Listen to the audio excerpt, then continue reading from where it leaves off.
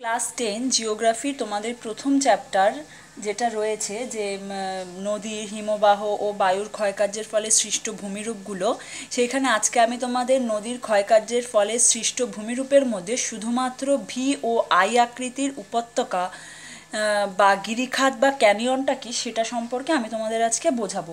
পরবর্তী ভিডিওতে আমি অন্যান্য ভূমিরূপগুলো, ক্ষয়কাজের অন্যান্য ভূমিরূপগুলো সম্পর্কে আমি তোমাদের চিত্রসহ ব্যাখ্যা করে দেব। এই গিরিখাত বা ক্যানিয়ন নিয়ে সবার মধ্যে অনেক প্রশ্ন থাকে। আমি যখন এটা ভিডিওটা আমি তোমাদের চিত্রসহ আমি দেখাচ্ছি, ব্যাখ্যা করছি, তোমরা পুরো ভিডিওটা স্কিপ না করে দেখো, কারণ এর মধ্যে আমি ছোট ছোট অনেকগুলো শর্ট কোয়েশ্চেন তোমাদের যেটা বলে দেবো, যেগুলো তোমরা ম্যাক্সিমাম স্টুডেন্ট কিন্তু ভুল করো। ঠিক আছে? আচ্ছা, এখানে দেখো নদীর ক্ষয়কার্যের ভূমিরূপের মধ্যে অন্যতম দুটো গুরুত্বপূর্ণ ভূমিরূপ হলো ভি আকৃতির উপত্যকা আর হচ্ছে আই আকৃতির উপত্যকা। দেখো, ভি আকৃতির উপত্যকা বা আই আকৃতির উপত্যকা কিন্তু আমাদের পার্থক্যও দেয়। প্রথমত একটা জিনিস দেখো, শেপের তো পার্থক্য অবশ্যই রয়েছে। শেপের যখন পার্থক্য রয়েছে তার মানে এটা দাঁড়ায় যে এদের যে গঠনের মধ্যেও নিশ্চয়ই পার্থক্য, যার জন্য হচ্ছে দুটো দেখতে আলাদা রকমের হয়েছে। প্রথমে যেটা আছে নদীর উপত্যকা, যে ভি আকৃতির উপত্যকা, ঠিক আছে, ভি আকৃতির উপত্যকার আরেক নাম হলো কি গিরিখাত। এবার ভি আকৃতির উপত্যকাটা কিভাবে সৃষ্টি হয় বা এটাকে গিরিখাত কেন বলে, বা হচ্ছে আই আকৃতির উপত্যকা কিভাবে সৃষ্টি হচ্ছে, বা আই আকৃতির উপত্যকাকে ক্যানিয়ন কেন বলা হয়। দেখো, প্রথমত এই যে ভি আকৃতির যে উপত্যকা, সেটা হলো যেখানে বৃষ্টিপাতের পরিমাণ খুব বেশি, আর্দ্র জলবহুল বা বৃষ্টিবহুল এলাকার মধ্যে কিন্তু ভি আকৃতির উপত্যকা সৃষ্টি হয়ে থাকে।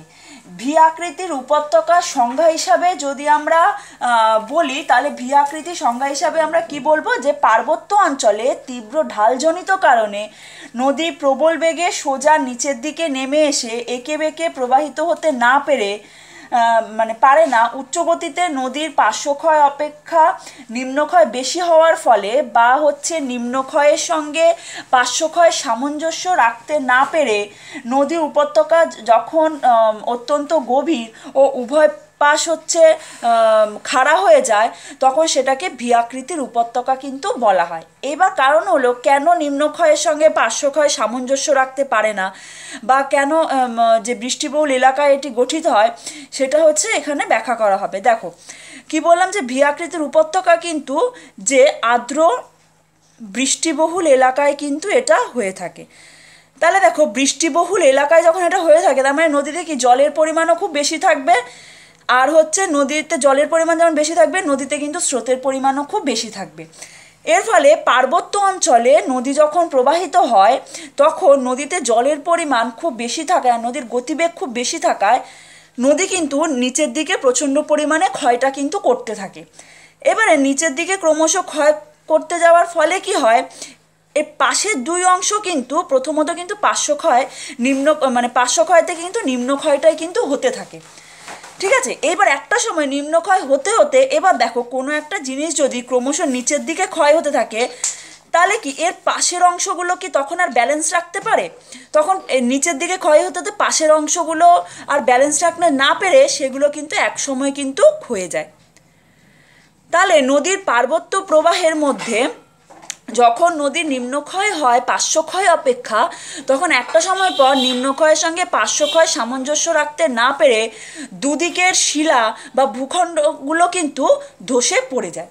তখন হচ্ছে যে আকৃতিটা সৃষ্টি হয়, যে ভি আকৃতির উপত্যকা, যা উপত্যকার আকৃতি তখন ভি এর মতো দেখতে হয়ে যায়, তখন সেটাকে ভি আকৃতির উপত্যকা কিন্তু বলা হয়ে থাকে। এবার এই ভি আকৃতির উপত্যকাটাকে আরেকটা নাম কি বলা হয়, গিরিখাত।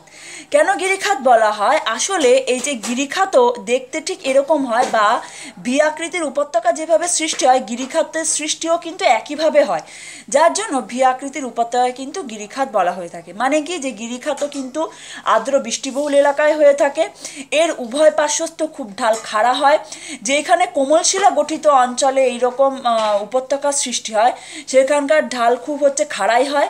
আর যদি নরম শিলা গঠিত অঞ্চলে যদি এরকম ভি আকৃতির উপত্যকা সৃষ্টি হয়, সেক্ষেত্রে কিন্তু ঢাল কিন্তু একটু কম খাড়া হয়, কারণ সেক্ষেত্রে ঢালটা খুব দ্রুত ক্ষয় পেয়ে যায়, ফলে খাড়াইটা হচ্ছে কমে যায়। তাহলে কি গিরিখাতও যেরকমভাবে সৃষ্টি হচ্ছে, ভি আকৃতির উপত্যকা সৃষ্টি করতে কিন্তু সেই শর্তগুলোরও কিন্তু দরকার হচ্ছে। সেই জন্য ভি আকৃতির উপত্যকাকে বলা হয় হচ্ছে গিরিখাত, বা ভি আকৃতির উপত্যকার আরেক নাম হচ্ছে গিরিখাত। তাহলে কি গিরিখাত কি উপত্যকার বিস্তার অপেক্ষা গভীরতা অত্যন্ত বেশি হয়ে থাকে, আর হচ্ছে কি পার্বত্য অঞ্চলে নদীর নিম্নক্ষয়ের ফলে বা পার্শ্বক্ষয়ের সঙ্গে নিম্নক্ষয় সামঞ্জস্য রাখতে না পেরে কিন্তু গিরিখাত সৃষ্টি হয়ে থাকে, যেটা কিন্তু ভি আকৃতির উপত্যকায় কিন্তু আমরা দেখেছি যে নদী পার্বত্য প্রবাহে বা আর্দ্র বৃষ্টিবহুল এলাকার মধ্যে নদীতে জলপ্রবাহের পরিমাণ বা হচ্ছে গতিবেগের পরিমাণ খুব বেশি থাকার ফলে নদী প্রচুর পরিমাণে নিম্নক্ষয় করে, আর এই নিম্নক্ষয়ের সঙ্গে পার্শ্বক্ষয় সামঞ্জস্য রাখতে না পেরে একসময় উভয় পাশ কিন্তু ধসে পড়ে। এবার এই আই আকৃতির উপত্যকারও কিন্তু দুই পাশ ভূমির ধস বলো, আবহবিকারজনিত কারণে বলো, ধসে গিয়েও কিন্তু ভি আকৃতির উপত্যকা সৃষ্টি হয়ে থাকে। তাহলে যখন ভি আকৃতির উপত্যকা বা আই আকৃতির উপত্যকা যে নদীর ক্ষয়কার্যের ফলে সৃষ্ট ভূমিরূপটা দেবে, তখন কিন্তু তোমরা এখানে পয়েন্ট করে লিখবে। প্রথমে কি লিখবে, যে সংজ্ঞা। তাহলে ভি আকৃতির উপত্যকার যদি হচ্ছে সংজ্ঞা লেখো, তাহলে তোমরা হচ্ছে কি লিখবে, যে সংজ্ঞার মধ্যে লিখবে যে পার্বত্য প্রবাহে ভূমির ঢাল বেশি হওয়ার কারণে নদী প্রবল বেগে প্রবাহিত হয়, এর ফলে নদীবাহিত প্রস্তরখণ্ড ক্রমাগত নদীর তলদেশে অবঘর্ষ পদ্ধতিতে ক্ষয় করতে থাকে। এই সময় নদীর নিম্নক্ষয় অপেক্ষা পার্শ্বক্ষয় বেশি হয় এবং একটা সময় পর এই পার্শ্বক্ষয়ের সঙ্গে নিম্নক্ষয় সামঞ্জস্য রাখতে না পেরে দুই দিকের ঢাল ধসে পড়ে যে আকৃতির উপত্যকা সৃষ্টি করে, যেটাকে দেখতে অনেকটা ইংরেজি লেটার ভি এর মতো, তখন তাকে ভি আকৃতির উপত্যকা বলা হয়ে থাকে। আর যেহেতু গিরিখাতও কিন্তু এইভাবে সৃষ্টি হয়, দেখো ভি আকৃতির উপত্যকার সংজ্ঞা আর গিরিখাতের সংজ্ঞা, মানে গিরিখাতটা আলাদা হিসাবে আমরা পড়ি, কিন্তু যেহেতু ভি আকৃতির উপত্যকার সংজ্ঞা বা গিরিখাতের সংজ্ঞা একই, দুটোর উৎপত্তির কারণ বা নিয়মও কিন্তু একই, যার জন্য আমরা লেখার সময় ভি আকৃতির উপত্যকা বা গিরিখাত কিন্তু লিখি আমরা। তারপর হচ্ছে লিখবে সংজ্ঞা, তারপর দেবে হচ্ছে সৃষ্টির কারণ। তাহলে ভি আকৃতির উপত্যকা সৃষ্টির কারণ হিসাবে প্রথমে আমরা 1 নম্বরে কি বলতে পারি, যে আর্দ্র বৃষ্টিবহুল এলাকা দরকার, কারণ পার্বত্য অঞ্চলে মানে বৃষ্টিবহুল এলাকা না হলে জলপ্রবাহের পরিমাণ কিন্তু বেশি হবে না, তাই না? তার বৃষ্টির প্রচুর দরকার। পার্বত্য প্রবাহে যাতে নদীর গতিবেগ এমনিই বেশি থাকে, যার জন্য কিন্তু তাহলে কি প্রথম শর্ত কি, যে হচ্ছে জলবায়ুটা কেমন হতে হবে, আর্দ্র বৃষ্টিবহুল আর হচ্ছে পার্বত্য অঞ্চলের মধ্যে এটা হতে হবে। 2 নাম্বার হচ্ছে আবহবিকার। আবহবিকারটা কেন, তার মানে দেখো এই ভি আকৃতি সৃষ্টির ক্ষেত্রে নদীর ক্ষয়কার্য প্লাস কিন্তু আবহবিকার দুটোই কিন্তু কাজ করে। কারণ কি হয়, এই যেটা বললাম, নদীর নিম্নক্ষয়ের সঙ্গে পার্শ্বক্ষয় সামঞ্জস্য রাখতে না পেরে একসময় ধসে পড়ে, তার মানে এটা কিন্তু একটা ভূমিধ্বস বা আবহবিকারেরই একটা অংশ। তার মানে প্রথমটা গেল জলবায়ু বা ভূপ্রকৃতি, তারপরটা গেল নদীর ক্ষয়কার্য বা আবহবিকারের ফলে কিন্তু ভি আকৃতির হচ্ছে এই ধরনের উপত্যকাটা কিন্তু সৃষ্টি হয়ে থাকে। আচ্ছা, নেক্সট আমরা যেটা দেখবো আই আকৃতির উপত্যকা। দেখো আই আকৃতির উপত্যকা আমরা এটা দেখে বুঝতে পারছি যে এটা নিশ্চয়ই আই, ভি আর আই কিন্তু এই যে দেখতে পুরোই আলাদা। আই হচ্ছে সরু হয় আর ভি কিন্তু একটু পার্শ্ব দিকে কিন্তু বিস্তারটা বেশি থাকে। আই আকৃতির উপত্যকাটা দেখো, এটা যেমন আর্দ্র বৃষ্টিবহুল অঞ্চলে হয়ে থাকে, এটা কিন্তু হয়ে থাকে শুষ্ক পার্বত্য শুষ্ক মরু অঞ্চলে, যেখানে বৃষ্টিপাত কম। এবার দেখো, যেখানে বৃষ্টিপাত কম, ধরো একটা পাত্রের মধ্যে তুমি যদি জল রাখো, জলটা গিয়ে কোথায় পড়বে, নিচেই পড়বে। তার মানে একটা পাত্রের মধ্যে জল মানে যতই কম থাকুক, তার নিচের দিকে কিন্তু সেটা জমা হবে, পাশের দিকে কিন্তু খুব একটা বিস্তার লাভ করবে না। তাহলে যেই সব অঞ্চলে নদীতে জলের পরিমাণ কম, সেখানে পার্শ্বদেশ কিন্তু খুব একটা ক্ষয় হওয়ার মতো জল যেহেতু থাকে না, যার জন্য কিন্তু পার্বত্য শুষ্ক মরু অঞ্চলে সেখানে কিন্তু নদী পার্শ্বক্ষয় করার কিন্তু সম্ভাবনা কিন্তু থাকে না, বা নদীর নিম্নক্ষয়ের সঙ্গে পার্শ্বক্ষয়ের সামঞ্জস্য রাখারও কিন্তু কোনো ব্যাপার থাকে না। যার জন্য পার্বত্য শুষ্ক মরু অঞ্চলে নদী কিন্তু প্রচুর পরিমাণে নিম্নক্ষয় করতে থাকে। নিম্নক্ষয় করার ফলে নিচের দিকটা অত্যন্ত এটা হচ্ছে গভীর হয়ে যায় এবং আকৃতিটা অত্যন্ত সংকীর্ণ হয়ে যায়। তাহলে পার্বত্য শুষ্ক মরু অঞ্চলে বা কম বৃষ্টিপাতযুক্ত অঞ্চলে নদীর যেখানে পার্শ্বক্ষয় হয় না, শুধুমাত্র নিম্নক্ষয়ের প্রভাবে নদীতে যে আই আকৃতির উপত্যকা, যেটা দেখতে ইংরেজি লেটার আয়ের মতো যে উপত্যকা সৃষ্টি হয়, তাকে আই আকৃতির উপত্যকা কিন্তু বলা হয়ে থাকে। এখানে দেখি যদি পার্থক্য করি তাহলে দেখো প্রথম পার্থক্যই আমি পেয়ে গেলাম, এটা বৃষ্টিবহুল অঞ্চলে, এটা বৃষ্টিহীন অঞ্চলে। এটা হয় মানে হচ্ছে পার্বত্য অঞ্চলে, যেখানে আর্দ্র অঞ্চলে, এটা কিন্তু পার্বত্য শুষ্ক মরু অঞ্চলে কিন্তু হয়ে থাকে। আকৃতিগত পার্থক্য, এটা ভি আকৃতির হয়ে থাকে, এটা আই আকৃতির হয়ে থাকে। এখানে নদীর নিম্নক্ষয় অপেক্ষা পার্শ্বক্ষয় অপেক্ষা নিম্নক্ষয় বেশি হলেও একটা সময় পর পার্শ্বক্ষয় ও নিম্নক্ষয়ের মধ্যে সামঞ্জস্য রাখতে না পেরে ধসে পড়ে। কিন্তু এইখানে কিন্তু নদীর নিম্নক্ষয়টাই বেশি হয়, পার্শ্বক্ষয়ের কিন্তু এখানে প্রশ্ন আসে না। এবার হচ্ছে, তবে হ্যাঁ, এটা বলার সময় আমি একটা কথা বলেছি যে আই আকৃতির উপত্যকার দুই পাশ কিন্তু অনেক সময় ধসে গিয়ে ভি আকৃতির উপত্যকার সৃষ্টি হয়। হ্যাঁ, সেটা কখন হয়? আমি কি বললাম যে ভি আকৃতির উপত্যকার সঙ্গে কিন্তু নদীর ক্ষয়কার্য বা আবহবিকার যুক্ত। এই আই আকৃতির উপত্যকা যেহেতু খুব সংকীর্ণ হয়, অনেক সময় এখানে নদীর কার্যে বলো বা আবহবিকার বলো বা যে কোনো কারণে বলো, এই এটা কিন্তু ধসে পড়তে থাকে। কারণ দেখো, একটা অঞ্চল যখন এরকম সরু হয়ে যায় তখন তার উভয় পাশের কিন্তু ব্যালেন্সটা অনেকটাই কিন্তু কমে যায়। এর ফলে একটা সময় পর এই দুই পাশ কিন্তু ক্ষয়ে যেতে থাকে। সেটা কিন্তু নদীর ফলে হয় না, কারণ নদী কিন্তু পার্শ্বক্ষয় করতে পারে না, নদী ক্রমশ সরু হতে থাকে, একসময় ব্যালেন্স রাখতে না পেরে কিন্তু সেটা ধসে পড়ে। কিন্তু এক্ষেত্রে কিন্তু বলা হয়েছে যে পার্শ্বক্ষয় অপেক্ষা নিম্নক্ষয় বেশি হয়। তা এখানে কিন্তু এটা বলা হয়নি যে পার্শ্বক্ষয় হয় না, পার্শ্বক্ষয় হয়, কারণ জলের প্রবাহ যেমন এখানে বেশি থাকে, তার মানে তো দুই দিকে তো জলপ্রবাহ আঘাত করে, কিন্তু নিম্নক্ষয়টা বেশি হয়। কিন্তু এক্ষেত্রে কিন্তু সেটা হয় না, এক্ষেত্রে কিন্তু নিম্নক্ষয়টাই হয়, পার্শ্বক্ষয়ের কিন্তু ভূমিকা এখানে নেই। কিন্তু যেহেতু নিচের দিকে ক্রমশ নদীটা ক্ষয় করতে থাকে, এই দিকে ব্যালেন্স রাখতে না পেরে কিন্তু এটা ধসে পড়ে, তখন কিন্তু আই আকৃতি থেকে কিন্তু ভি আকৃতির উপত্যকার কিন্তু সৃষ্টি হয়ে থাকে। এবার হচ্ছে এই আই আকৃতির উপত্যকাটাকে কেন ক্যানিয়ন বলে? যেমন দেখো, ভি আকৃতির উপত্যকাকে গিরিখাত বলে, কারণ গিরিখাত সৃষ্টির সঙ্গে ভি আকৃতির উপত্যকা একই রকম। ঠিক একইভাবে আই আকৃতির উপত্যকাকে ক্যানিয়ন কেন বলে? অ্যাকচুয়াল ক্যানিয়ন একটি স্প্যানিশ শব্দ, যার অর্থ হলো পাইপ বা নল।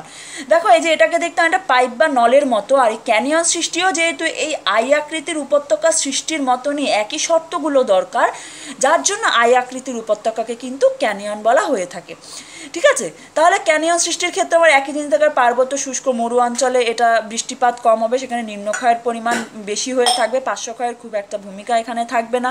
আর আই আকৃতির দুদিক একসময় ধসে গিয়ে কিন্তু ভি আকৃতির উপত্যকার কিন্তু সৃষ্টি হয়ে থাকে। এই জন্য আই আকৃতির উপত্যকার আরেক নাম হয়ে থাকে কিন্তু ক্যানিয়ন।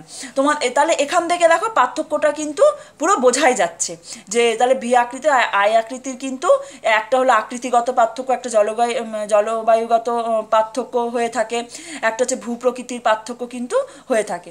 আচ্ছা, তাহলে দেখো, ভি আকৃতির উপত্যকা থেকে কিন্তু আই আকৃতির উপত্যকা কখনো সৃষ্টি হয় না, কিন্তু আই আকৃতি থেকে কিন্তু ভি আকৃতির উপত্যকার সৃষ্টি হতে পারে। তাহলে এটাই হলো ভি আকৃতির উপত্যকা আর আই আকৃতির উপত্যকা সৃষ্টির কারণ। এটা হচ্ছে অনেকের প্রশ্ন থেকে যে ভি আকৃতির উপত্যকাকে গিরিখাত কেন বলে বা আই আকৃতির উপত্যকাকে ক্যানিয়ন বলে। তোমরা যখন লিখবে ঠিক আই আকৃতির উপত্যকাটাও কিন্তু এইভাবে কিন্তু ব্যাখ্যা করবে।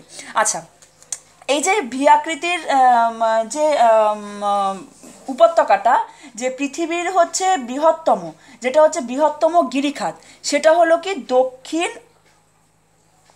আমেরিকার,